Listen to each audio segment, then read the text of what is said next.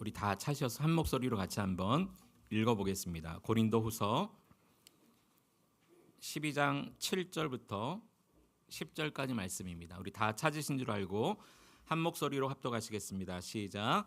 여러 계시를 받은 것이 지극히 크므로 너무 자만하지 않게 하시려고 내 육체의 가시 곧 사탄의 사자를 주었으니 이는 나를 쳐서 너무 자만하지 않게 하려 하심이라. 이것이 내게서 떠나가게 하기 위하여 내가 3번 주께 간구하였더니 나에게 이르시기를 내 은혜가 내게 족하도다. 이는 내 능력이 약한 데서 온전하여 짐이라 하신지라. 그러므로 도리어 크게 기뻐함으로 나의 여러 약한 것들에 대하여 자랑하리니 이는 그리스도의 능력이 내게 머물게 하려 함이라. 그러므로 내가 그리스도를 위하여 약한 것들과 능력과 궁핍과 박해와 곤고를 기뻐하노니 이는 내가 약한 그때의 강함이라. 아멘. 오늘 말씀의 제목이 이렇습니다. 한번 따라해 보시겠습니다. 우리의 생각, 하나님의 생각. 이 세상에 내가 생각하는 생각들과 처음부터 끝까지 완벽하게 똑같은 생각을 하며 사는 사람이 있을까요? 여러분, 부부를 한번 생각해 보세요. 생각이 똑같은가요? 아닙니다. 형제들을 생각해 보십시오. 한 어머니 뱃속에서 태어나도 생각이 똑같습니까? 다릅니다. 쌍둥이는 어떨까요? 쌍둥이. 저는 쌍둥이로 자랐기 때문에 너무나도 정확히 말씀드릴 수 있습니다. 조금 비슷할 수는 있습니다. 제가 예전 학창시절 때 소스라치게 깜짝 놀란 적이 있었는데, 저는 제 방에 있었고 형은 형 방에 있었습니다. 갑자기 제가 찬양을 부르고 싶어서, 그 찬양 아시죠? 사랑하는 나의 아버지, 이 찬양을 부르고 싶어서 부르는데 처음부터 부른 것도 아니고 후렴 갑자기 전능하신 이렇게 시작을 했는데, 제가 전능하신 하니까 저쪽 방에서 하나님, 갑자기 똑같은 찬양 똑같은 후렴을 같이 부르기 시작한 거예요. 저는 귀신이 옆에서 따라 부르는 줄 알았어요.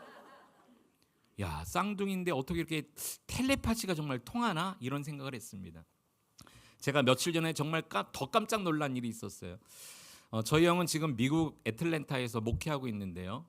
서로 시차도 다르고 그래서 뭐 이렇게 실시간 예배를 같이 나눌 수가 없는데, 한 번은 저희 형 교회의 그 유튜브 예배를 나중에 녹화된 것을 보다가 진짜 깜짝 놀랐습니다. 저희 형 교회 예배의 첫 송이 뭐냐면 저희 교회 첫 송하고 똑같더라고요. 오늘 우리 모두 그 찬양, 그 다음에 축복송이 뭐냐면 당신은 하나님의 언약의 아닌 축복의 통, 우리가 이거 불렀죠. 첫 송과 축복송이 똑같은 거예요. 1월 첫째 주부터 시작됐을 텐데 저희도 그렇지 않습니까? 형하고 저하고 너는 미국에서 그렇게 하고 나는 한국에서 그렇게 하자, 짠 것도 없어요.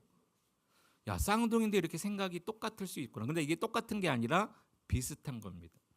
그 외에 저희 형과 저의 지금까지 살아온 얘기를 다 드릴 수는 없지만 그렇게 생각이 다를 수가 없어요. 똑같은 엄마 뱃속에서 나온 형제도 아니라 쌍둥이인데도 불구하고 생각이 많이 다릅니다. 하물며 하나님과 우리 사람의 생각이 같을 수 있을까요? 절대 그럴 수 없습니다. 하나님은 창조주시요 우리는 피조물입니다. 이 자체가 생각이 같을 수가 없다는 거예요. 만든 분과 만들어진 자가 어떻게 생각이 같을 수 있겠습니까? 저는 이것을 뼈저리게 예전에 느껴본 적이 있습니다. 제가 부천에서 사역했을 때 일입니다.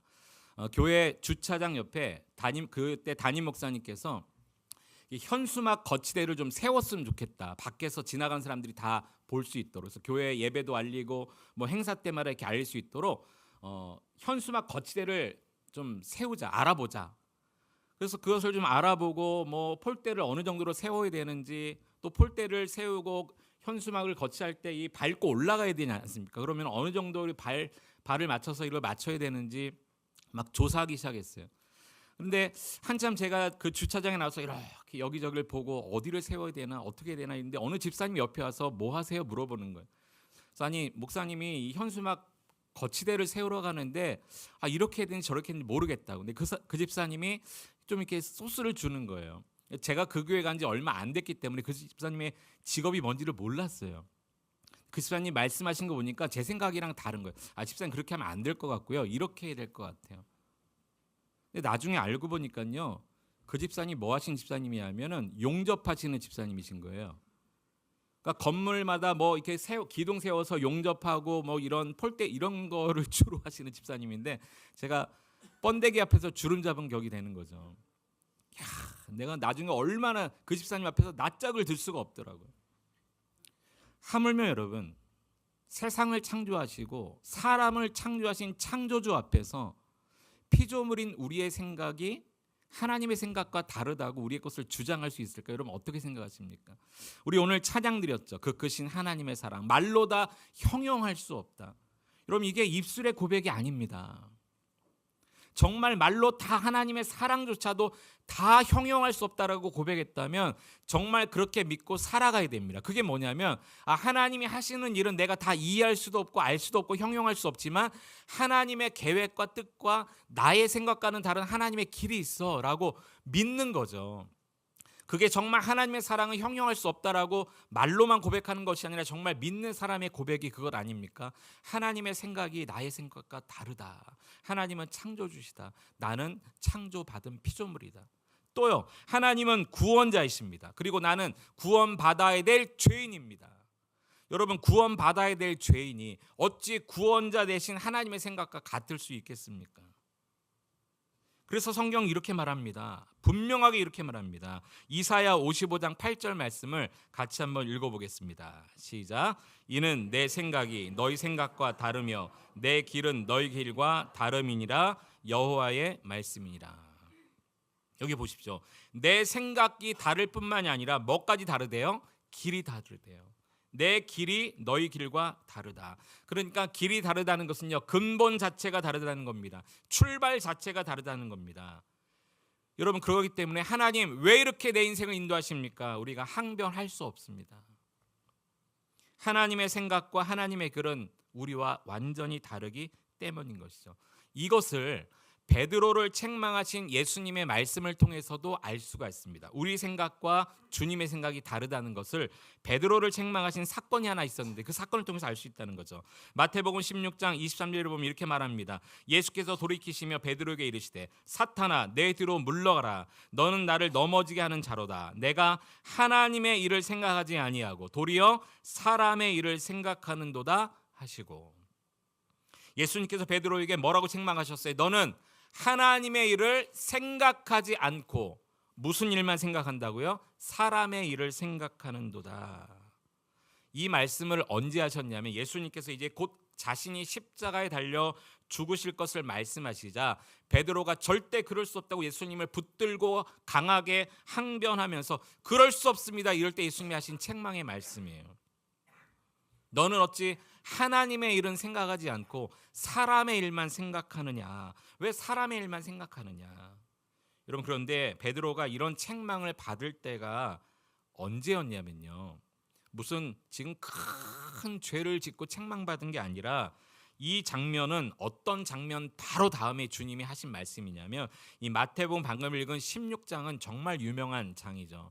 예수님께서 가이사랴 빌립보의 제자를 전부 데리고 가서 사람들이 나를 누구라고 하느냐 묻습니다. 그리고 두 번째는 그러면 너희는 나를 누구라고 하느냐, 제자들의 신앙을 점검하세요. 그때 베드로가 그렇게 유명하게 말하지 않습니까? 주는 그리스도시요 살아계신 하나님의 아들입니다. 마태복음 16장 16절에 정확히 나오는 고백이에요. 예수가 그리스도라고 고백했어요. 하나님의 아들이라고 고백했어요. 그 고백을 듣고 예수님께서 칭찬하십니다. 바요나 시모나 내가 복이 있도다. 이것을 내게 알게 하는 이 내 혈육이 아니라 하늘에 계신 내 아버지시다라고 칭찬합니다. 그리고 이 반석의 교회를 세우리니 음부의 권세가 이 교회를 흔들지 못한다고 말씀하셨어요.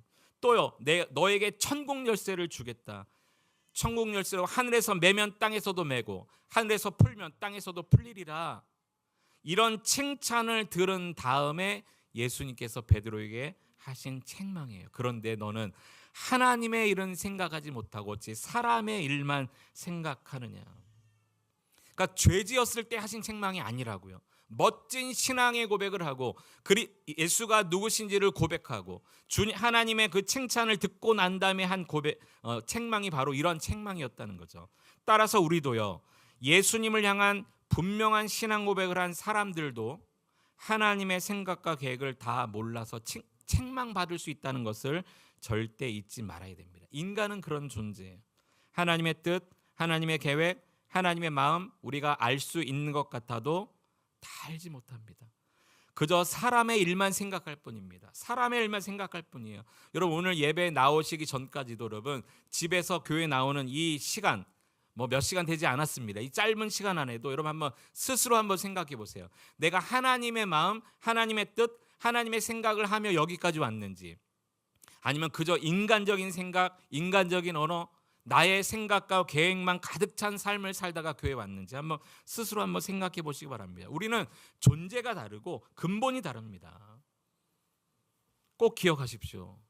하나님은 창조주시고 우리는 피조물입니다. 하나님은 구원자이시고 우리는 구원받을 죄인입니다.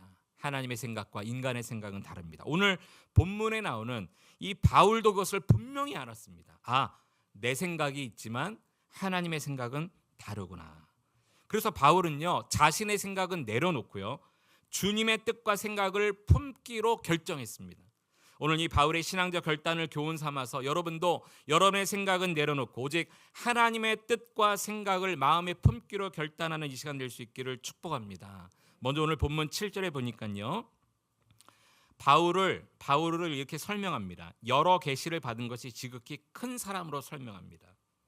바울이 고백하는 거예요. 여러 계시를 받았다. 바울은요 참 많은 계시를 받았습니다. 특히 오늘 이 본문 앞에 보면 12장 12절에 보면 이런 얘기가 나옵니다. 바울이 자기 자신이 어느 순간 호련히 이 불강력적인 이끌림에 의해서 환상 가운데 3층 천에 올라간 14년 전에 있었던 일을 지금 고백하는데요. 2절 한번 읽어보겠습니다. 2절 같이 한번 읽어봅니다. 시작. 내가 그리스도 안에 있는 한 사람을 아노니 그는 14년 전에 셋째 하늘에 이끌려 간 자라. 그가 몸 안에 있었는지 몸 밖에 있었는지 나는 모르거니와 하나님은 아시느니라. 마치 3인칭처럼 다른 사람의 일처럼 이야기하지만 바울이 자신이 겪은 이 이야기를 3인칭 수법으로 이야기하고 있어요.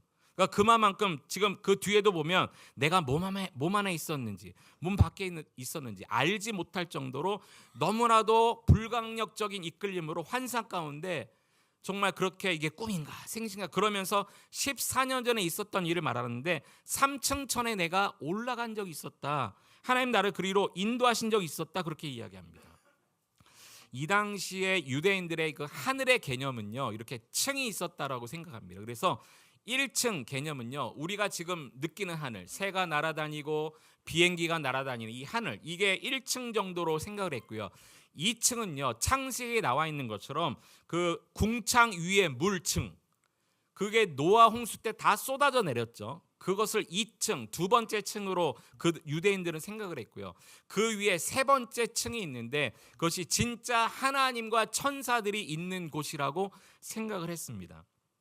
지금 바울이 이 유대인들을 대상으로 또 이 고린도서를 쓰고 있기 때문에 잘 이해되라고 지금 그것을 이야기하는 거예요. 내가 그 3층 하나님이 거하시는 곳에 나도 모르는 순간에 내가 정말 꿈인지 생진지 알지 못하는 순간에 내가 그때 몸 안에 있었는지 몸 밖에 있었는지 정말 나도 알 수 없는 그 순간 가운데 내가 끌려져 올라갔었다. 그리고 그것을 정확히 4절에 보면 낙원이라고 이야기합니다. 4절 한번 보세요. 그가 낙원으로 이끌려가서, 그러니까 하나님이 계신 천국을 지금 이야기하는 거죠. 거기 가서 말로 표현할 수 없는 말을 또 들었다는 거예요. 하나님의 음성을 들었다는 겁니다. 5절과 6절에 보면 이렇게 말합니다. 내가 이런 사람을 위하여 자랑하겠으나 나를 위하여는 약한 것들 외에 자랑하지 아니하리라. 6절에 보면 내가 만일 자랑하고자 하여도 어리석은 자가 되지 아니할 것은 내가 참말을 함이라. 무슨 말이냐면요, 내가 지금 거짓말하는 게 아니라는 거예요. 정말 14년 전에 이런 일이 있었다는 거죠. 내가 진짜 말하는 것이다. 내가 충분히 이것만으로도 내가 자랑할 수 있겠으나 자랑하지 않겠다. 지금 그런 이야기를 하고 있습니다. 그러니까 바울은요 정말 엄청난 계시를 받은 사람이에요. 혹시 여기 계신 분 중에 천국을 보고 온 사람이 있으십니까? 그렇다면 제가 깜짝 놀랄 것 같아요. 우리 모두가 깜짝 놀랄 것 같아요. 바울은 그런 사람이에요. 그뿐이 아닙니다. 바울은요 소명받을 때, 부름받을 때에 하나님의 음성을 정확히 주님의 음성을 들었던 사람입니다. 강한 빛에 눈이 멀었던 사람이에요. 그래서 많은 학자들이 그때 안질에 걸렸을 것이다, 또는 강한 빛에 넘어지면서 충격을 받아서 간질병이 생겼을 것이다, 그렇게 말하기도 합니다. 그뿐이 아닙니다. 이 바울은요, 신약 성경 27권의 절반인 13권을 쓴 저자입니다. 여러분 잘 아시죠? 모든 성경은 성령의 감동으로 된 것으로 이렇게 말하지 않습니까? 그러니까 하나님의 영에 감동되지 않고서는 성경 기록자가 될 수 없어요. 그런데 한 권만 기록해도 대단한 건데, 신약 성경의 절반이 13권을 기록한 성령에 감동된 사람입니다. 성경의 바울만큼 정말 엄청난 축복을 받은 사람을 말할 수 있을까요? 바울만큼 이렇게 많은 계시와 성령의 지시를 받은 사람을 말할 수 있을까요? 없습니다. 근데 바울이 이렇게 말하는 거예요. 이렇게 여러 계시를 받은 것이 너무 커서 자만하지 않게 하시려고 내게 육체의 가시를 주셨다. 지금 이 얘기를 하는 겁니다. 7절 한번 보시죠. 우리 7절 같이 한번 읽어봅니다. 시작. 여러 계시를 받은 것.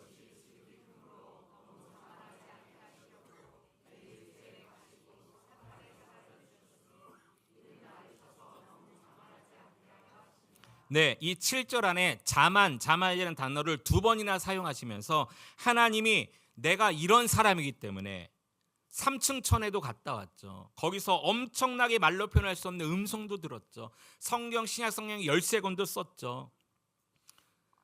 주님의 부르심을 받고 사도가, 처음에 부름받은 사도가 아니었지만 사도도 되었죠. 이렇게 너무 여러 계시를 받은 것이 크기 때문에 하나님은 자만하지 않게 하려고, 교만하지 않게 하려고 내게 무엇을 주셨다고 바울이 고백합니까? 육체의 가시를 주셨다, 이렇게 말합니다. 육체의 가시. 이 육체의 가시란 뭘까요? 보통 육체의 질병 이렇게 우리가 생각을 합니다. 그런데 그 뒤에 보면 육체의 가시의 또 다른 표현이 곧 사탄의 사자를 주셨다, 이렇게 말합니다. 성경학자들의 공통된 2가지 견해가 있습니다. 이 2가지 견해를 다 따를 수 있습니다. 첫 번째, 아까 말씀드린 것처럼 정말 바울 안에 있는 질병을 이야기합니다. 아까 말씀드렸듯이 간질이라든지 안질이라든지 이런 질병일 수 있습니다.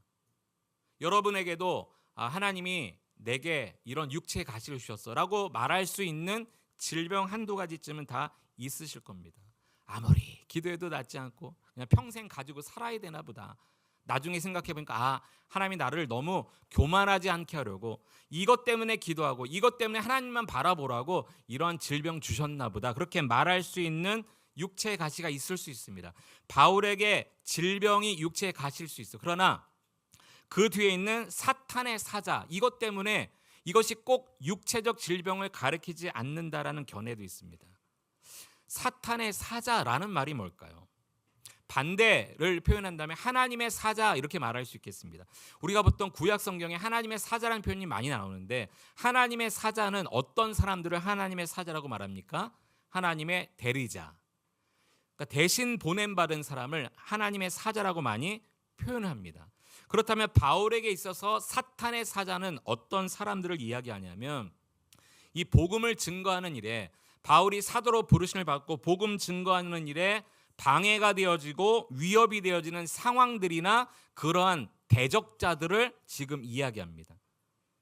그러니까 바울은 지금 이야기하는 거예요. 내게 너무 큰 하나님이 계시를 주셨고 내가 엄청난 은혜를 받았고 성경도 10권이나 쓰는 성령의 사람이다 보니 하나님이 나를 교만하지 않게, 자만하지 않게 하시기 위해서 때로는 질병도 주셨고 때로는 길도 막히게 하시고, 그래서 바울이 당한 고난 가운데 어떤 고난이 많습니까? 죽음의 위협, 그 다음에 감옥에도 많이 갇히고 많은 대적자들이 많이 일어나지 않습니까? 마치 하나님의 사자를 대신 보내셔서 하나님의 일들을 진행시키셨듯이 사탄의 사자라고 표현하면서 복음 사역의 길을 가로막는 대적자와 그런 환경들을 수없이 하나님께서 마치 그냥 펼쳐놓으셔서 그것들을 만나게 하실 때마다 자만하지 않게, 교만하지 않게, 그저 하나님만 바라보며 달려가게 하나님이 내게 육체의 가시 곧 사탄의 사자를 주셨다라고 지금 말하는 거죠. 결국 바울은 깨달았어요. 내 생각과 하나님 생각이 이래서 다르구나라는 것이죠. 여러분, 사람의 관심은 어디 있냐면요, 큰 계시를 받는 데 있습니다. 바울을 보면서 좋겠다, 나도 천국을 한번 봤으면 좋겠다. 여러분 그렇지 않습니까? 나도 하나님의 음성을 좀 들었으면 좋겠다. 나도 이런 환상을 봤으면 좋겠다. 엄청난 영적 체험을 좀 하고 싶다. 큰 계시.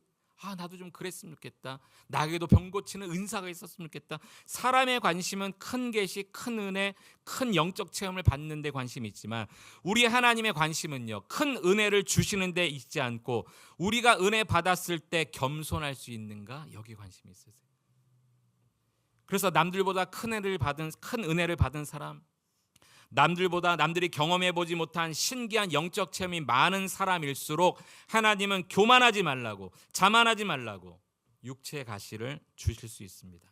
어떤 이들에게는 정말 질병으로 그럴 수 있습니다.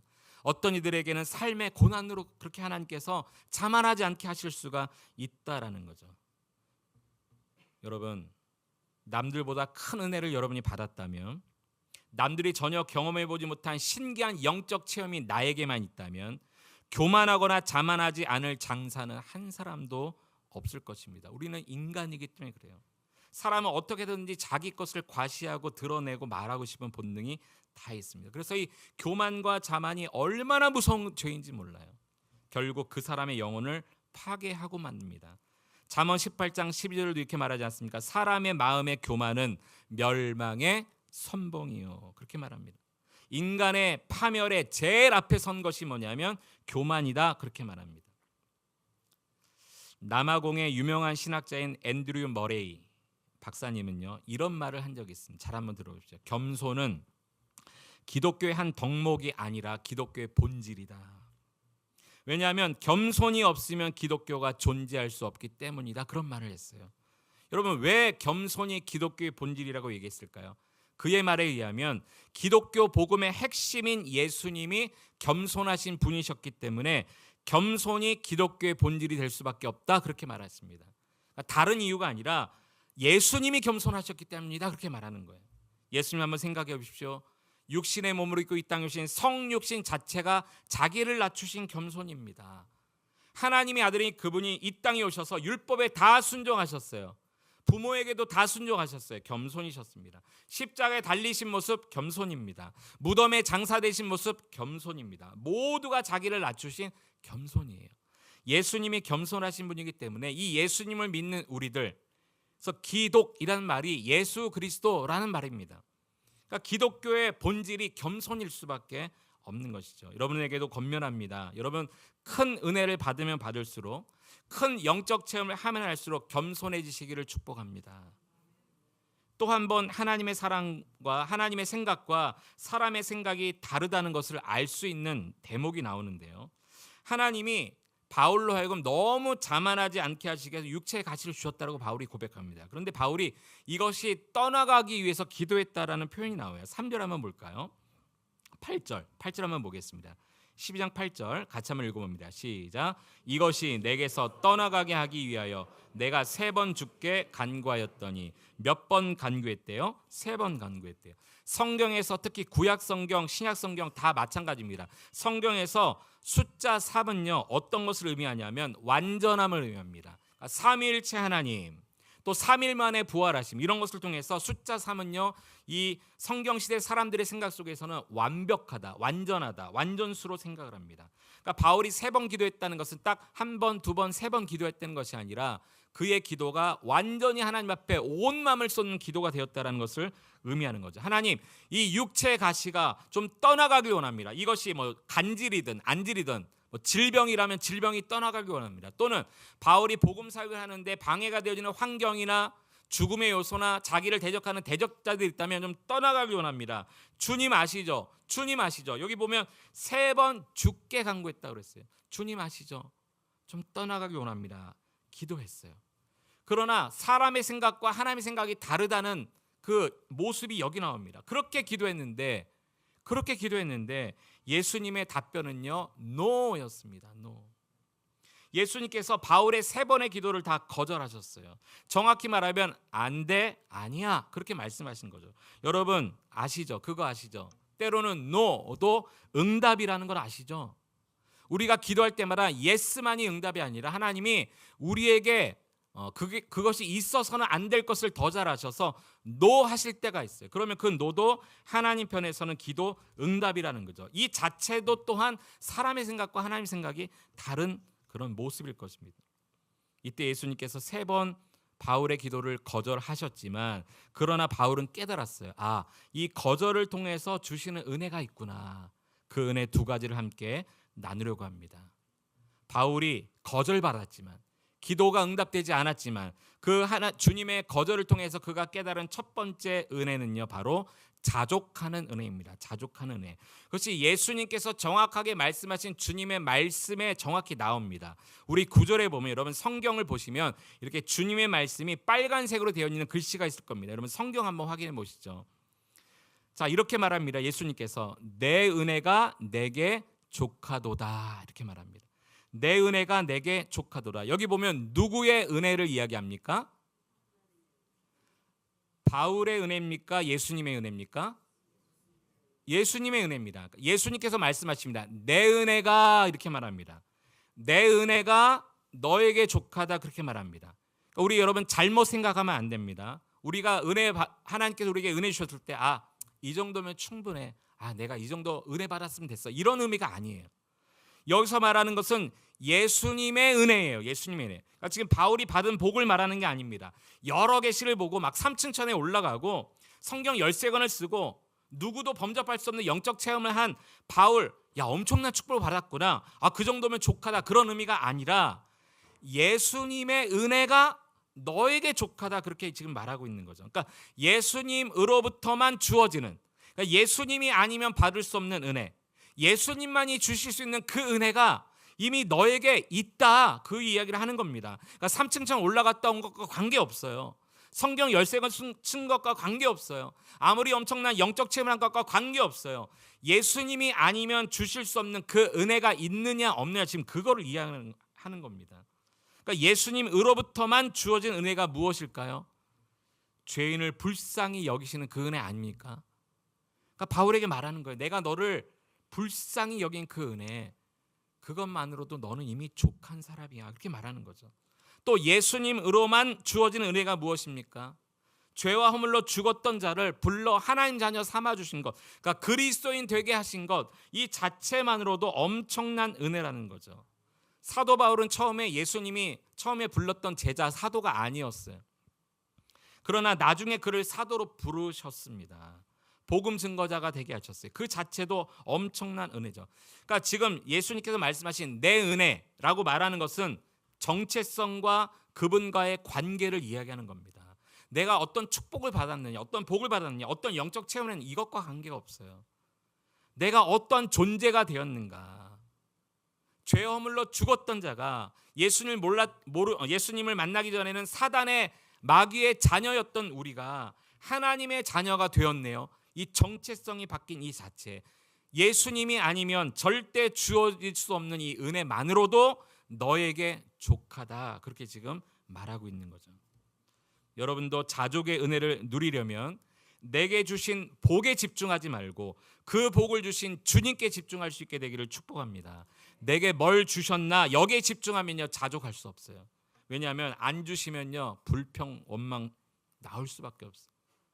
그러나 내가 가진 것이 없어도 나의 정체성이 무엇인가, 주님과의 관계가 지금 어떻게 되었나를 생각하면 자족할 수가 있는 것입니다. 여러분, 예수님으로 인해서 자격 없던 내가 예수 안에 새로운 피조물이 되었다. 얼마나 놀라운 은혜입니까?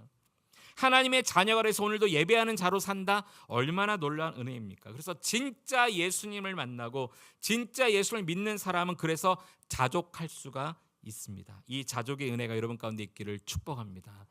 바울이 이 자족의 은혜를 깨달았어요. 자기에게 주신 엄청난 영적 체험이나 은혜가 아니라 예수님만 주실 수 있는 그 은혜를 받았다는 것을 깨닫고 이렇게 고백합니다. 빌립보서 4장 11절 12절을 보면 내가 궁핍함으로 말하는 것이 아니라 어떤 형편에서든지 나는 자족하기를 배웠노니 나는 비천에 처할 줄도 알고 풍부에 처할 줄도 알아 모든 일 곧 배부름과 배고픔과 풍부와 궁핍에도 처할 줄 아는 일체의 비결을 배웠노라. 예수님 때문에 자족할 수 있는 비결을 배웠다라고 지금 이야기하는 것이죠. 그리고 그가 자기만 깨달은 것이 아니라 이것을 깨닫고 자기의 그 고백을 또 이렇게 합니다. 이 방금 고백한 빌립보서 4장 11절 12절 이 고백, 내가 자족하는 것을 배웠다. 이 다 바로 다음 절에 어떤 말씀이 나오는지 아십니까? 그 유명한 말씀, 내게 능력 주시는 자 안에서 내가 모든 것을 할 수 있느니라. 자족의 은혜를 알았기 때문에 이 고백을 할 수 있는 거예요. 여러분 여기 가만히 보면요, 내게 능력 주시는 자 안에서라고 했습니다. 다시 말해서 주님과의 관계를 이야기합니다. 복을 말하고 있잖아요. 그분 안에서 내가 모든 것을 할 수 있다라고 지금 고백하는 거죠. 그뿐이 아닙니다. 그가 믿음의 아들이요 목회의 후배자였던 디모데에게 이것을 알려줍니다. 우리 디모데전서 6장 6절 같이 한번 읽어보겠습니다. 시작. 그러나 자족하는 마음이 있으면 경건은 큰 이익이 되느니라. 할렐루야. 여러분 어떻게 경건 훈련 하십니까?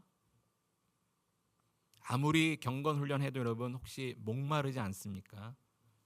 한 가지 부족한 게 있어서 그래요. 바로 자족하는 마음이 빠졌기 때문입니다. 여러분 오늘 이 시간 이후부터 자족하는 마음, 자족의 은혜를 경험할 수 있게 되기를 축복합니다. 돈이 없어도 자족할 수 있습니다. 건강하지 못해도 자족할 수 있습니다. 남들에게는 다 있는 그 영적 체험, 그 흔한 영적 체험 하나 없어도 자족할 수 있습니다.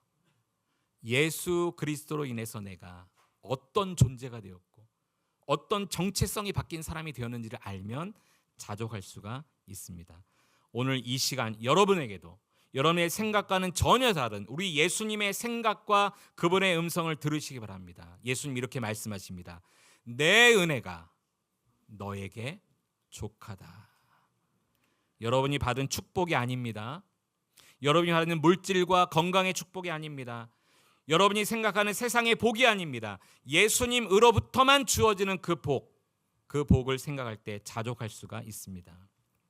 여러분 길선주 목사님이란 우리 한국교회 유명한 한국 역사에 빼놓을 수 없는 목사님을 아시죠? 많이 들어보셨죠?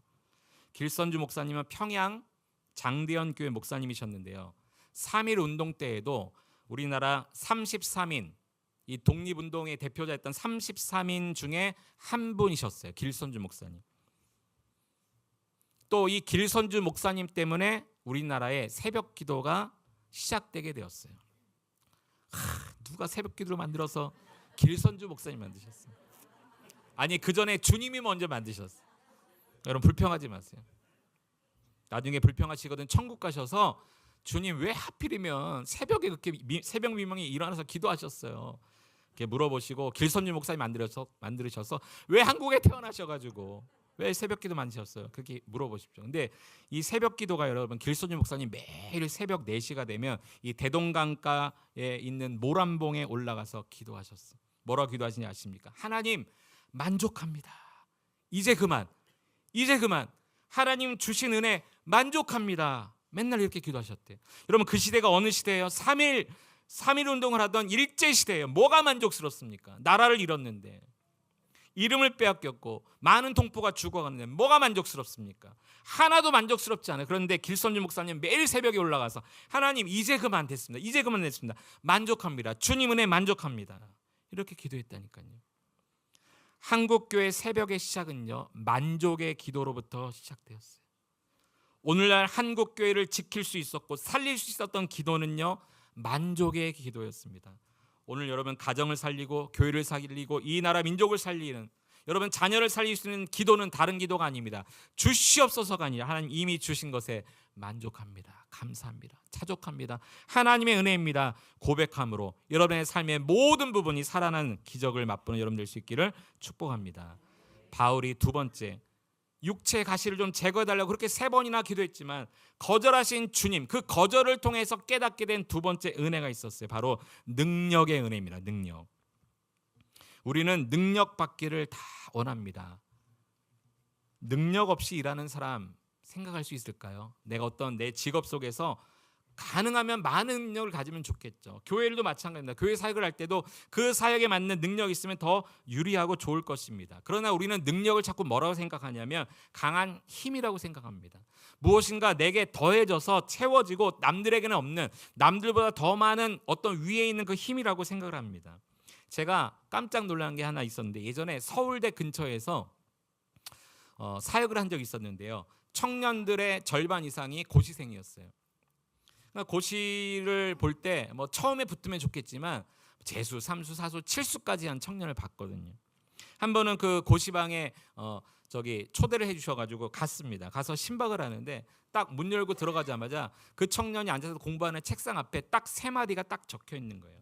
능력, 체력, 박력 이렇게 써 있었어요. 그래서 능력은 뭔지는 알겠고 공부하려면 체력은 뭔지는 알겠는데 박력은 왜 써놨어요? 물어봤어요. 그랬더니 자기가 몇 번 떨어졌는데 아무리 고시에 떨어져도 끝까지 부딪혀보자 그런 마음으로 박력 이렇게 적어놨다는 거예요. 야, 사람은 힘을 원하는구나. 능력을 원하는구나. 어디 가도 힘을 갖기 원하는구나. 여러분이 원하는 능력은 무엇입니까? 내게 이 능력만 조금만 플러스 됐으면 좋겠는데 생각하는 건 무엇입니까? 혹시 체력입니까? 지력입니까? 아니면 영역입니까? 아니면 뭐 언변력, 행정력, 아니면 재력입니까? 여러분이 생각하는 능력은 힘이라고 생각하는 경우가 많습니다. 그러나 오늘 이것 또한 우리의 생각과 주님의 생각이 다르답니다. 오늘 9절 한번 보십시오. 9절 다시 한번 상반절을 보면요. 예수님의 말씀 가운데 이런 말씀이 있습니다. 내 은혜가 내게 족하도다 라고 말씀하신 다음에 그 뒤에 보면 이는 따라합시다. 내 능력이 약한 데서 온전하여 짐이라. 자, 여기도 보십시오. 예수님이 하신 말씀 가운데 누구의 능력을 지금 이야기하고 있습니까? 바울이 가진 능력입니까? 아닙니다. 예수님이 내 능력이라고 했습니다. 은혜도 바울이 받은 축복과 바울이 받은 은혜가 아니라 내 은혜라고 말씀하셨고 능력도 내 능력 이렇게 말씀하셨습니다. 내 능력, 예수님의 능력입니다. 바울이 가진 능력 아닙니다.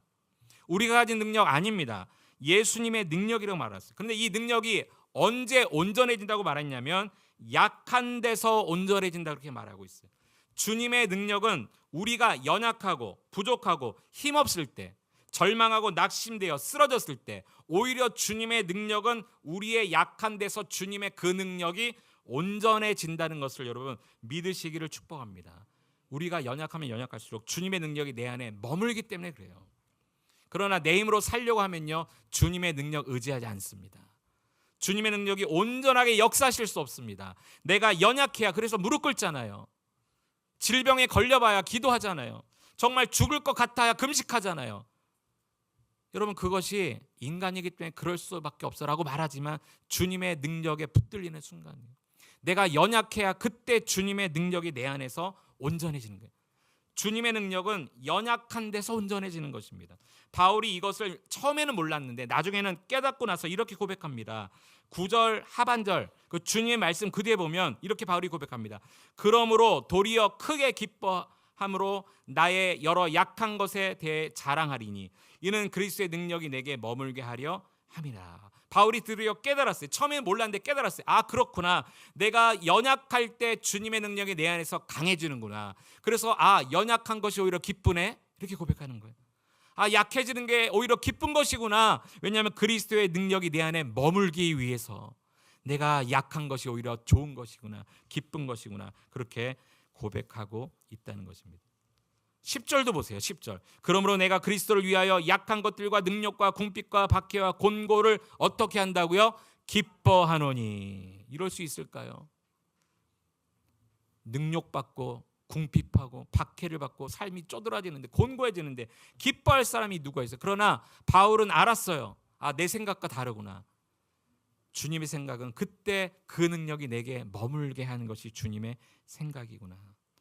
바울에게 있었던 육체의 가시, 그게 질병이든 어떤 대적자들의 상황이든 연약한 게 너무 많았어요. 여러분 그 위에 바울의 그 서신서를 읽어보면요, 바울은 어느 정도로 연약했냐면요, 사람들이 바울을 비방할 때 뭐라고 비방했냐면요, 바울이 신약 성경 13권의 그 서신서를 쓰지 않습니까?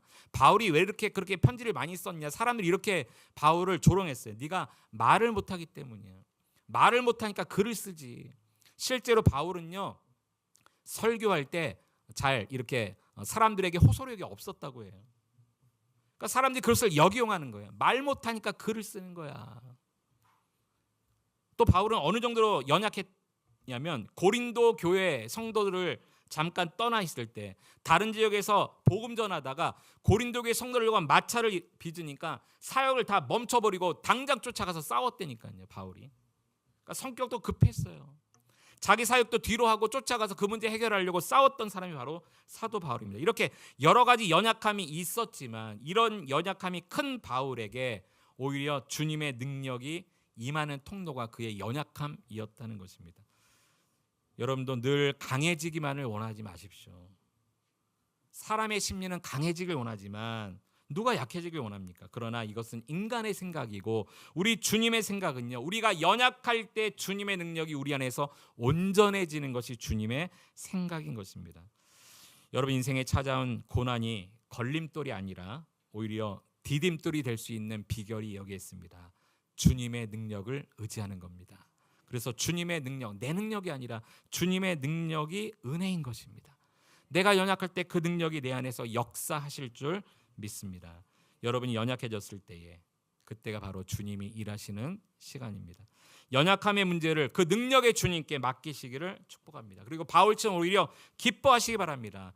내가 약할 그때가 강함이라. 그리고 선포하며 나가시는 여러분 될 수 있기를 축복합니다. 말씀을 정리합니다. 사람의 생각과 하나님의 생각은 다릅니다. 창조주와 피조물의 생각입니다. 구원자와 구원받을 죄인의 생각입니다. 우리는 큰 은혜, 큰 축복, 큰 영적 체험, 큰 능력을 원하지만 하나님은 우리가 너무 자만하지 않기 위해서 겸손하게 하시기 위해서 때로는 우리를 연약하게 만드십니다. 때로는 기도에 응답하지 않으실 때도 있습니다. 때로는 육체에 가시를 주실 때가 있습니다. 하지만 하나님은 그러한 상황을 통해서 깨닫게 해주십니다. 자족의 은혜를 깨닫게 해주십니다. 그리고 연약할 때 오히려 주님의 능력이 내 안에서 역사하는구나, 주님의 능력의 은혜를 깨닫게 하십니다. 여러분의 환경에 그러므로 지배받지 말고 그 환경에 여러분의 생각을 굴복시키지 말고 내 생각과 다른 주님의 생각에 굴복되어 순종하며 사는 여러분 될 수 있기를 축복합니다.